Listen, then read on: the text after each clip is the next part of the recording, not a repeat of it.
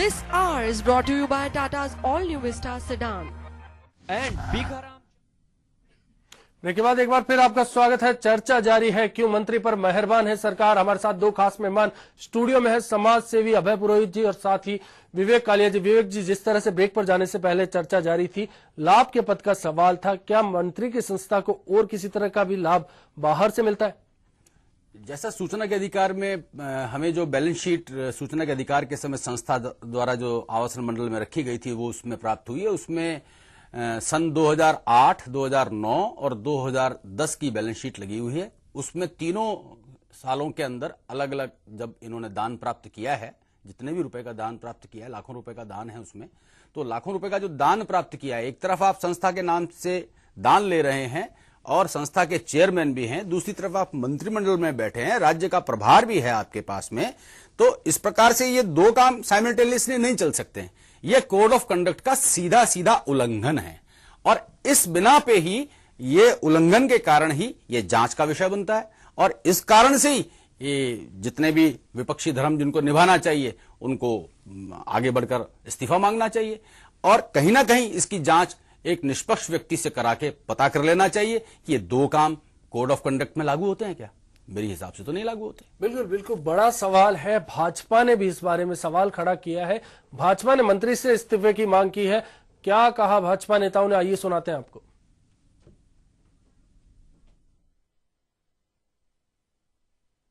गुजरात की राज्यपाल महोदय और यहाँ की पूर्व मंत्री कमला जी भी पीछे नहीं रही हैं, तो अब मैं रोज पढ़ रहा हूँ 2-3 दिन से कि यहाँ की वन एवं पर्यटन मंत्री श्रीमती बीना काक जी भी पीछे नहीं है। कांग्रेस लगातार कड़ी से कड़ी जोड़ने की बात कर रही है, वो भ्रष्टाचार में भी अब कड़ी जुड़ती जा रही है। राजस्थान में भी अनेक भ्रष्टाचार के मामले पहले भी आए हैं, लेकिन इस प्रकार का जो मामला बीना काक की संस्था को जमीन का आवंटन का इस प्रकार का मामला है, तो सवाल खड़ा है। मंत्री से इस्तीफे की मांग भाजपा की ओर से की जा रही है। पूरा मामला क्या है, किस तरह से परत दर परत इस मामले से जो खुलासे हुए, आइए आपको दिखाते हैं इस रिपोर्ट के जरिए। बोफोर्स घोटाला,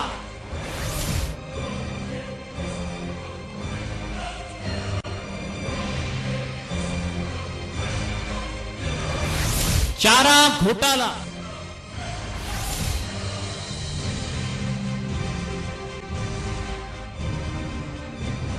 आदर्श हाउसिंग सोसाइटी घोटाला,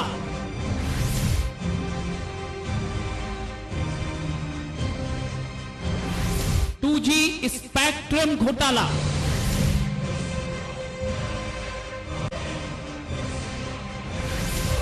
कोयला घोटाला,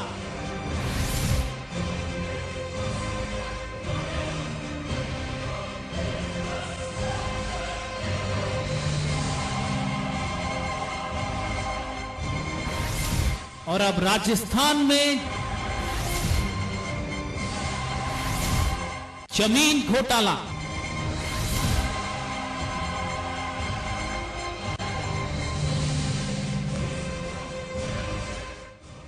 जी हां, राजस्थान में अब एक नया घोटाला सामने आया है जो गलत तरीके से जमीन के आवंटन से जुड़ा है। राजस्थान के एक मंत्री को लाभ पहुंचाने के लिए सरकार ने उसकी ट्रस्ट को जमीन दे दी। जी हां, करोड़ों की जमीन कौड़ियों के भाव दे दी गई और घोटाले का सबसे बड़ा पहलू यह है कि सरकार ने सभी नियम और कानूनों को ताक पर रखकर यह आवंटन किया। कौन है वो मंत्री, कैसे तोड़े सरकार ने सभी नियम और कानून, और आखिर क्यों पहुंचाया सरकार ने अपने मंत्री को लाभ, कौन कौन से अधिकारियों ने की थी मिली भगत, ऐसे बहुत से सवाल खड़े होने लगे हैं। दरअसल ये लाभ पहुंचाया गया पर्यटन मंत्री बीना काक के ट्रस्ट उमंग को और जमीन कौड़ियों के दाम दे दी गई। Bureau report, HBC news. तो सामने आया मंत्री का नाम। अब क्या था परत दर परत मामला, आइए वो भी देख लेते हैं। पद का फिर से हुआ दुरुपयोग, सरकार का एक और कारनामा, बीना काक पर सरकार की मेहरबानी, नियमों को ताक पर रखकर जमीन आवंटित हुई, हो रही है जमीनों की बंदरबाट। जमीनों की बंदरबाट का नया मामला सामने आया है। सरकार ने रजिस्ट्रेशन से पहले ही पर्यटन मंत्री बीना काक को जमीन का आवंटन कर दिया। Umang centre for special education trust को सरकार ने मानसरोवर में 2000 वर्ग मीटर जमीन आवंटित कर दी। इस ट्रस्ट की चेयरपर्सन पर्यटन मंत्री बीना काक हैं। 4 जनवरी 2008 को इस जमीन का आवंटन किया गया था, जबकि ट्रस्ट का रजिस्ट्रेशन हुआ 8 जुलाई 2008 को, यानी कि ट्रस्ट के रजिस्ट्रेशन से 6 महीने पहले ही जमीन दे दी गई। दरअसल ये एक सियासी खेल था और बहुत लंबे समय से पर्यटन मंत्री इस पर नजरें गड़ाकर बैठी थी। नियम कहता है कि आवेदन के समय संस्था का पिछले 3 साल से रजिस्टर्ड और ऑडिट रिपोर्ट होना जरूरी है, जबकि ट्रस्ट ने जमीन के लिए बैलेंस शीट भी 2008, 2009 और 2010 में पेश की, जबकि बैलेंस शीट 2008 से पहले के 3 साल की पेश की जानी चाहिए थी, यानी कि पूरा मामला घपले पर आधारित था। अपने रसूख का इस्तेमाल करके गलत तरीके से जमीन ली गई और जनता को उल्लू बनाया गया। Bureau report, HBC news. तो साफ नजर आता है कितनी मेहरबान है अपने ही मंत्री पर सरकार। हमारे साथ चर्चा में खास मेहमान जुड़े हैं। अभय जी, जिस तरह की बात आई रजिस्ट्रेशन की, फिर वहीं लौटते हैं, क्या रजिस्ट्रेशन के लिए जो नियम बताए पूरा फॉलो हुआ? कहां चूक हुई आखिर?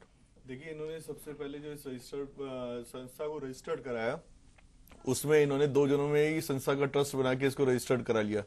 किसी भी संस्था में 2 जनों में ट्रस्ट रजिस्टर्ड होना अपने आप में एक हास्यप्रद है।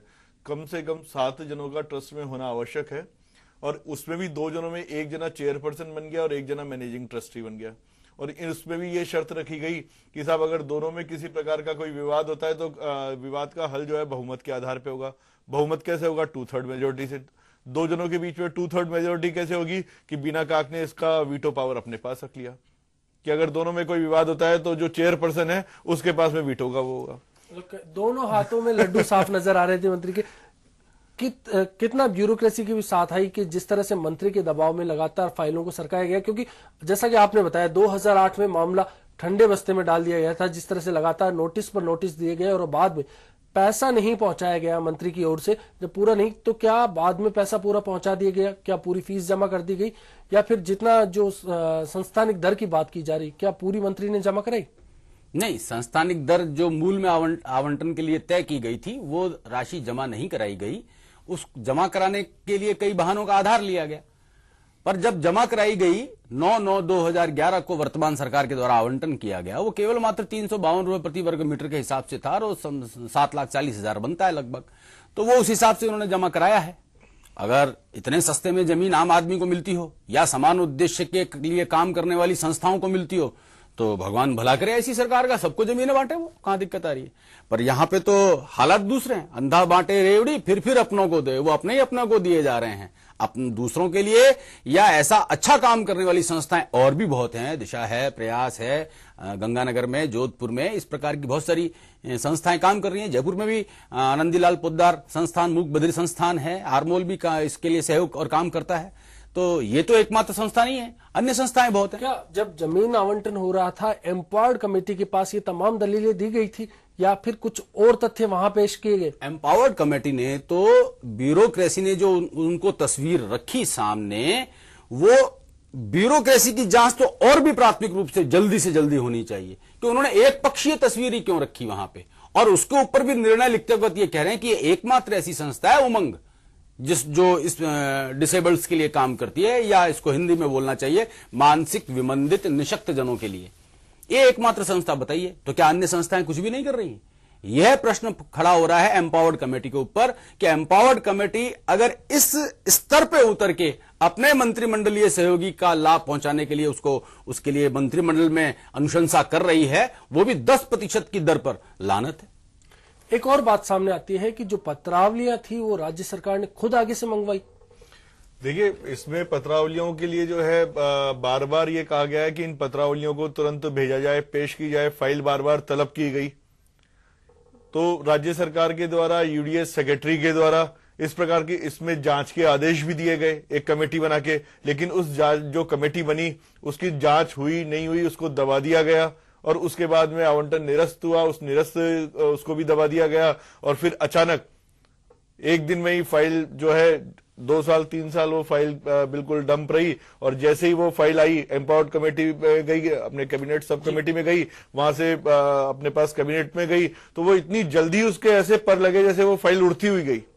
और उस जल्दबाजी में जो ब्यूरोक्रेसी की आप बात कर रहे हैं, उसमें एक बात मैं यहां और बताना चाहूंगा, जो कैबिनेट सब कमेटी ने 4755 रुपए प्लस 25% ऊपरी व्यय पर इसको अनुमोदित किया था, उनको अनुशंसा की थी कि इसको इस दर के 10% की उस पर दिया जाए, लेकिन राज्य सरकार ने भी उस 4755 प्लस 25% को घटा के 15% कर दिया, तो 475 रुपए प्रति वर्ग, 4755 का 10% हो गया 475 रुपए। मजेदार बात यह है कि जब इस संस्था को ये जमीन आवंटित की गई तो 352 रुपए प्रति वर्ग के हिसाब से 3520 का मालूम नहीं कौन सा वो कब की दर लाए, और उस पर 352 प्रति वर्ग मीटर हर तरफ घपले ही घपले नजर आते हैं।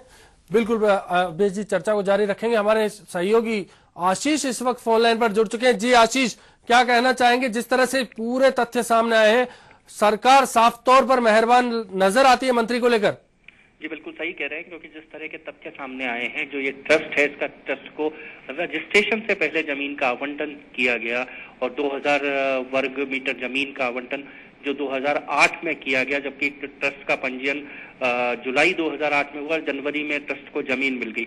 तो कहीं ना कहीं नियम इस पूरे मामले में ताक पर रखे गए हैं। देखिए अश्विनी, बड़ी बात है कि चूंकि मामला मंत्री से सीधा जुड़ा हुआ मामला है, इसलिए नियम रसूखदारों पे जो नियम होते हैं वो कहीं ना कहीं साइड में रख दिए जाते हैं, क्योंकि इस तरह के मामले पहली बार नहीं है, बल्कि हम देखते आए हैं जब जब ऐसे मामलों की एक लंबी फहरिस्त है, चाहे आप राजस्थान में बात करें या पूरे देश में बात करें, कि जहां जहां ट्रस्टों को जो आवंटन होता है उनकी जमीनों में ये घपले पहली बार नहीं है, बल्कि अक्सर सामने आते हैं। और यहाँ तो सीधे तौर पर इस ट्रस्ट से मंत्री खुद जुड़ी हुई है। जी जी आशीष, पहले भी भाजपा सरकार की अगर बात की जाए, दीनदयाल ट्रस्ट का मामला सामने आया था, क्या लगता है बिल्कुल उसी तर्ज पर चल रही है सरकार?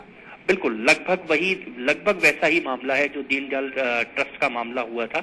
और उस मामले के समय, दीनदयाल ट्रस्ट के मामले का जो पूरा मामला था, वहां भी उस समय जमीन का जो आवंटन किया गया था, इसी आधार पर निरस्त किया गया था दीनदयाल ट्रस्ट की जमीन का आवंटन भी। जी जी जी आशीष, तो क्या माने जाए कि सरकार इसलिए कार्रवाई नहीं करती, विपक्ष इसलिए नहीं बोलता, राजनीति में सब बंदरबाट का खेल है? बिल्कुल, देखिए सबकी जो कमीज है वो मैली है, इसलिए मुझे लगता नहीं कि एक दूसरे पे काले कुटाएंगे। हाँ, भाजपा की तरफ से फिलहाल इस मामले को लेकर कुछ प्रतिक्रियाएं जरूर आई हैं, लेकिन एक तरह से कहा जाए, क्योंकि भाजपा भी घेरे में है, उसमें भी पहले जब दीनदयाल ट्रस्ट का मामला हुआ था भाजपा सरकार में, लगभग इसी तरह का मामला उस समय भी था। तो कुल मिलाकर सरकार की तरफ से तो अनदेखी की गई है। जी जी, शुक्रिया आशीष जुड़ने के लिए, इस चर्चा में शामिल होने के लिए। आशीष जिस तरह से बता रहे थे कि सरकारें करती आई हैं, दीनदयाल उपाध्याय ट्रस्ट का मामला हमारे सामने था और अब एक नया मामला है, जमीन घोटाला है। कुल मिलाकर अगर पूरे मामले पर नजर रखी जाए तो साफ नजर आता है कि मंत्री पर मेहरबानी है। एक और तथ्य इस बात में सामने आया था कि आवासन मंडल बार बार जो पैसा जमा कराने की तारीख थी उसको बढ़ाया जा रहा था, बार बार नोटिस पर नोटिस दिया जा रहा था। ऐसी मेहरबानी शायद आम आदमी पर नजर नहीं आती। 583 दिवस अधिक समय दिया गया। आवासन मंडल के पास में अधिकतम जमा कराने की जो अवधि उनके पास में जो मौजूद है वह केवल 1 साल तक की है। नियमों के मुताबिक तो केवल 3 महीने के अंदर ही पैसे जमा कराने पड़ते हैं, पर अगर इससे ज्यादा टाइम लिमिट बढ़ती है तो वो टाइम लिमिट बढ़ाने का अधिकार आवासन आयुक्त को होता है, आवासन मंडल के जो अध्यक्ष होता है उसको होता है। पर यहां पे देखने में आया कि 583 दिवस से ज्यादा अवधि तक इनको विस्तार मिला। तो ये कैसे मिला? आम आदमी को या अन्य समान उद्देश्य की संस्थाओं को तो मिलता नहीं है। दीनदयाल ट्रस्ट मामला जेडीए के द्वारा आवंटन का था, यह मामला उमंग संस्था का आवासन मंडल के आवंटन का है। दीनदयाल ट्रस्ट के अंदर कब्जा लिया नहीं गया था, इस ट्रस्ट ने कब्जा ले लिया है। दीनदयाल ट्रस्ट के अंदर भी आवंटन रजिस्ट्रेशन से पहले हो गया था, इस ट्रस्ट में भी आवंटन लगभग पहले दिखाया गया है, क्योंकि देवस्थान विभाग में रजिस्ट्रेशन जो हुआ है वह आवंटन के बाद हुआ है। तो ये सब चीजें कुछ जगह समानता है और संस्थाओं में विभिन्नता है कि वो संस्था स्थानीय निकाय की जेडीए है, ये संस्था आवासन मंडल की है। एक तरह से आरोप के हिसाब से ये दोनों मेल खाते हैं, पर इसमें एक जो सबसे बड़ा अंतर समझ में आ रहा है वो ये है कि उसमें मंत्रिमंडल या और